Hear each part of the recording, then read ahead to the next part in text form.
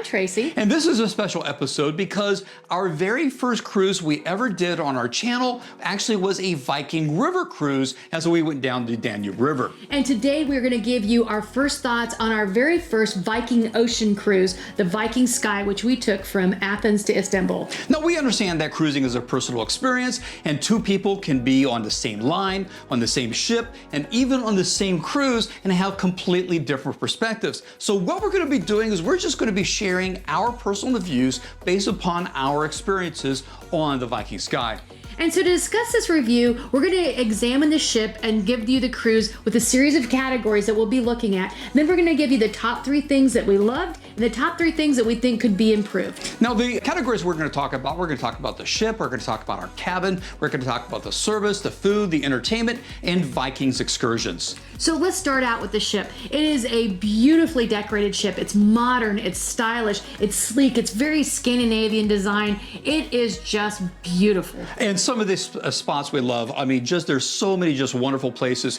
For example, you have the Explorer's Lounge. This is a 2-level lounge with these wraparound windows that go from floor to ceiling that you can see the world going around. On the top level, it's very quiet. It's a great place to relax and read a book. Down below, you have a bar. You have plenty of seating spaces. You have entertainments there. You also have a small little restaurant that's there, or snacks throughout the day, or a light lunch. It's just a great place. Then you have the living room. The living room is what they call, was usually kind of the atrium lounge, but it's more than that. It really does feel like a living room. And what I really kind of liked is some of the areas where the books are, kind of the library portion of the living room. They actually have seats there that actually have integrated outlets for USBs and power, like 110 power. So if you have to do some work on your computers, it's a very nice, relaxing place to do so. And then you have like another one which I love, which was the Torshaven. The Torshaven I describe as a speakeasy. I know that Viking does not. The reason I call it a speakeasy, this is actually a bar and lounge which they have eating entertainment, but it's kind of hidden. You have a sign, but if you didn't kind of investigate, you could have gone right by. It's kind of one of these hidden gems that you have around the ship, and there are so many hidden gems to find and relax on the ship. And so where Jan talked more about the interior spaces, I'll talk more about the exterior spaces. The ship is just beautiful glass everywhere, very, very modern. And I'll tell you, they have a beautiful outdoor pool. It's on the aft of the 7th deck. It's on the infinity area, and it was lovely. And then there was an indoor pool that was with a retractable roof, beautiful lighting, and it had seating all around it. And off to the right of this indoor pool area was the winter garden area, which was a fantastic place to take tea. Yeah, the tea was very well done. And that actually opens out to the pool space as well. Okay, so what about our cabin? Well, we had a deluxe veranda, and it's pretty spacious. It was about 270 square feet, including the balcony. We thought that this room was really beautifully decorated. It had a nice coffee credenza, and it had, one of the things that I loved was this vanity area that lifted up where you could put stuff in the drawer, but it also lit up and it had a lighted mirror to it. So it was a great place to get ready in the morning. And it sounds like a small little thing, but we've been on so many ships where you have like one 110 outlet and one 220. There was plenty of outlets throughout the room to include USBs. So if you needed to charge your phone or an iPad or a camera or anything else, plug in and work on a computer, plenty of outlets throughout the room. And the bed. The bed was very, very comfortable here. We're kind of picky with our bed. This was one that we did not have to ask for a mattress topper. It actually has a pillow menu included, and that was a nice offer to have. The bathroom was really, really big, had a huge shower. For as small of a room as it was, I thought the shower was exceptionally large. I love their toiletries. The Freya toiletries are really fresh. They just smell so good. And I think if I had one thing I would say about the room, kind of a little point, was one sink, so it was kind of hard to get ready in the morning. Well, okay, it's just not as easy as was. It is nice to each have a sink as we get ready. The balcony, it was about the same size that you generally find. What was really special about it is not only did it have 2 chairs you could relax on, but they actually had a very large table. So many times on these balconies, you have a small little table, which is good to put a cocktail drink or morning coffee on. But if you're going to have room service, it's hard to kind of fit everything on. This was plenty large enough so that if you wanted to have dinner in your room or dinner on your balcony, plenty of room to be able to do so.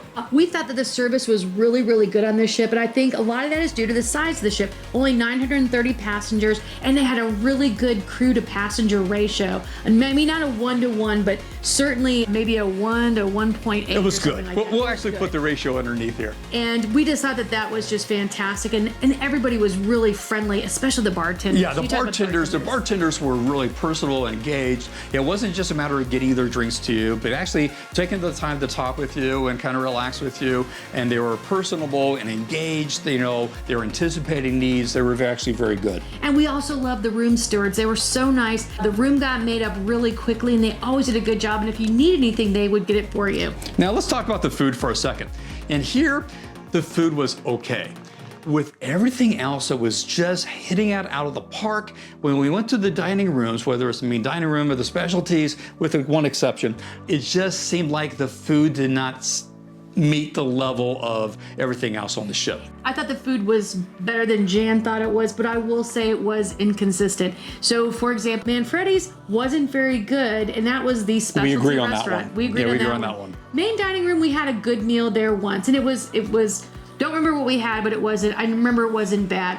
The chef's table was interesting because the first time it was fantastic. Like, you couldn't have asked for a better meal. And then the second time we went, it was just missed it on every level. So, and it's not bad food. It just wasn't inspiring. Yeah. The fact that we can't remember what we had, no, it just wasn't. And then there's the room service. Okay, and then the room service. So the menu was not very good, and it was slow. So I think we waited over an hour, and it just didn't taste good. Yeah. Now the pool grill was nice. It was a nice area. The pool, by the way, has a retractable roof, so that's a very nice, comfortable place to be able to eat. But the buffet, I didn't like the buffet, and since our world cruise, we're okay with, you know, having buffet food for like dinner or certainly for breakfast, and I didn't like the buffet at all. I thought it had a limited selection, and the food was just lacking flavor or any type of excitement. And you say, well, you know, it's just a buffet, but we've been on a lot of different buffets, and we've been on buffets on ships of this same category of a premium as a Viking, and no, it just missed the mark. The dining options also were limited in the evening. So like after 9 o'clock, I think the only thing that was available was the room service, which wasn't very good. Yeah, no, here's what I'm gonna say, is just don't count Viking out because of the food. If you're saying, okay, you're listening to us and you say, well, I'm not gonna do Viking before it, that's not what we're saying. What we are saying is if you're really a big foodie and the reason why you cruise is for that great food, this is probably not that. At least on our one experience on the Viking Sky on this one cruise, that's not our experience. Now, let's talk about the entertainment. And we talked about some of the ways in which how they arrange their activities. The problem is they have so many other activities during dinner times. So when we're talking about entertainment, one of the things we love to do is trivia. They actually had trivia during the dining time. And because you only have one show and the dining times are kind of overlapped with that, we actually found it hard to be able to have time to get into the shows based upon when we would want to go dine. And usually on so many other cruise lines, you go to early dining, you get done, you have enough time to go to the show. That wasn't the case. Yeah, so one of the nights we had, like, I think it was either 6:45 or 7 in the evening. We had to leave early to catch the flamenco show. And then when we got there, it just wasn't very good. So we came back to the dining room and finished our dessert. Yeah, no, here's the thing. We don't cruise for the entertainment. We like going to the shows. Okay, if they're there and they're great, that's great. That's really not a big thing for us, but I will tell you that the guitars they had on board that played in the Torshaven and at tea, he was fantastic. Now, I found myself pretty much every night after dinner, we went to Torshaven to get a drink just to be able to listen to him play. He was awesome. Now, if you're a gambler, Viking does not have casinos on their river cruises and not on their ocean cruises. Not a big deal to us because we don't gamble, so it was just extra space that they could devote to other things, and maybe we just gamble with love. Maybe that's why they have more space to do other stuff. But they did have a really good enrichment program, and they basically had people to be able to talk about the following cruise ports, which was good. So, and then there was entertainment and relaxation, and I will tell you, the thermal spa by far is the best we've ever been on. Also because it is fully complimentary. There was a steam room, there was a snow room, there was a thalassic pool, and then there was a sauna in each of the bathrooms with a cold plunge pool. Like, it had everything, and maybe that's why they don't have a big casino, because they spent it all on the spa, and I'm glad they did that. Yeah, and it was big, and the thing is, it was all complimentary, so, you know, if you go on a Viking cruise, you can go there anytime you want, and it was never crowded. Now, so many times we have had on this channel, I've talked about the Wi-Fi, and usually what my standard line was, the Wi-Fi was slow, it wasn't able to do what we wanted to do. This is an exception. The Wi-Fi on the Viking Sky easily was the best we have ever had. First of all, it's complimentary, like almost everything else is on Viking, but it was fast. It was really fast, by far the fastest we've ever had. And to the point, we could stream if we really wanted to, we could stream something. The other thing, and again, we're gonna talk about value, is the drink package. On so many times, we really have to wrestle on whether we want to do a drink package. And we're not huge drinkers. We do like wine. We do like having the occasional pre or post-dinner cocktail. But Viking is one of those lines that we absolutely have decided if we're going on a Viking ship, we are getting their drink package, which is the Silver Spirits package. The reason is it is only $25 a day, and the drinks that are included with that are very, very good. This is, with the exception of those cruise lines that have inclusive drinks, it is the cheapest drink package we've ever had. So absolutely, hands down, a plus here for Viking. And talking about the value, well, let's also talk about the excursions. Viking guarantees you one free excursion at every port that you stop at. We had 4 ports, so we had 4 excursions, and they were all included and very, very well done, I thought. Well, we took advantage of 4. There was a couple others that we decided to do on our own because we liked, in Europe, generally we do on our own, but they were free. So we did, the first one was Istanbul. Now we got on the ship, we had overnight in Istanbul, and first of all, there was 2 things I loved about this excursion. None of the places we went on the ship excursion was what we went to for the day. Oh, by the way, we actually filmed that for you, and if you actually look right up here, there's a link to our walking through Istanbul. Istanbul is a beautiful city. Go watch that video and go to Istanbul and go do those things. So what was nice is it wasn't going back and doing the same old things, but it was really good things. We had a great guide. We had a nice cruise down through the strait. It was absolutely a fantastic excursion. And talking about the other excursions that we did participate in, one was in Troy and the other was in Ephesus. And we thought that they had done a super job, especially in Ephesus. Like, that was fantastic. We've been there 1 or 2 times before that, and it was just as good as it was the first time, and our guides were fantastic.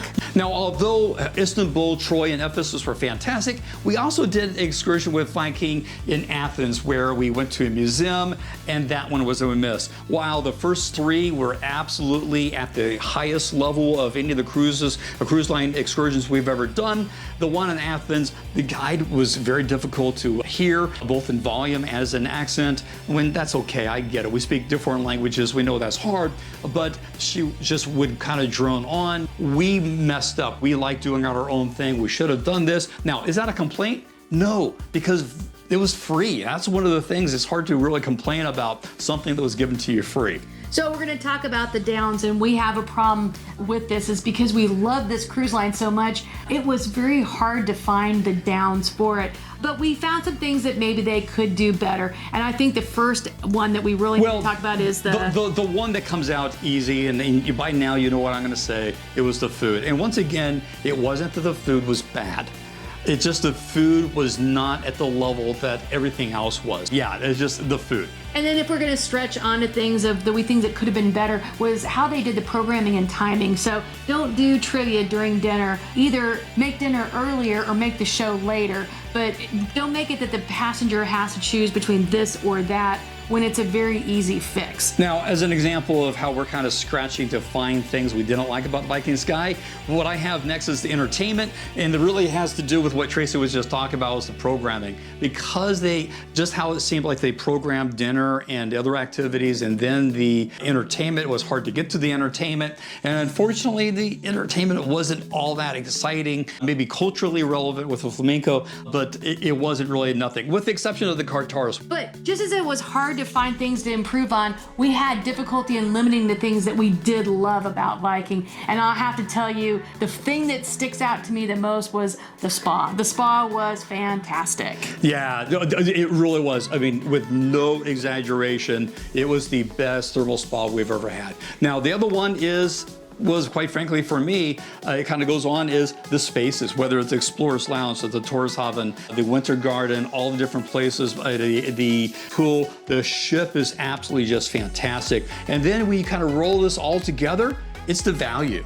Now listen, Viking is a premium cruise line. You're gonna pay more on this than you will on your mass market lines. But when you start looking at, you get all your excursions free, at least one free excursion. When you're looking at that, there are no costs for the specialty restaurants. If just they would be a little bit better. You're looking at just some of the cheapest having to pay for drink packages. You're looking at the free internet, free which laundry. was great. You had self-serve laundry. All of that included.